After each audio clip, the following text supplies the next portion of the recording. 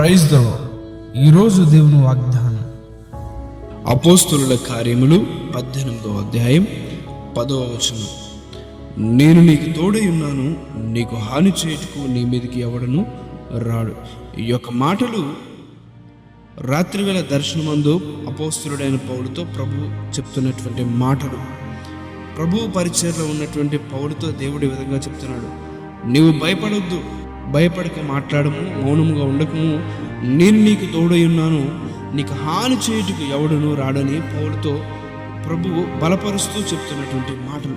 ఈ రోజున దేవుని సేవిస్తున్నటువంటి మనము, దేవుని ఆరాధిస్తున్నటువంటి మనము ఒకవేళ ఏ విషయంలో ఉన్నా, దేనికైనా మనం భయపడతా ఉన్నామేమో, ఏ విషయంలో వెనకడుగు వేస్తూ ఉన్నామేమో, ఈరోజు ప్రభువు మనతో చెప్తున్నటువంటి మాట, భయపడద్దు, నేను నీకు తోడై ఉన్నాను, నీకు హాని చేయుటకు నీ మీదికి ఎవడును రాడు. ఎందుకంటే ఆయన మనకు తోడై ఉన్న దేవుడు, ఇమ్మానుయేలైన దేవుడు, నీకు నాకు మనందరికీ తోడుగా ఉండే దేవుడు.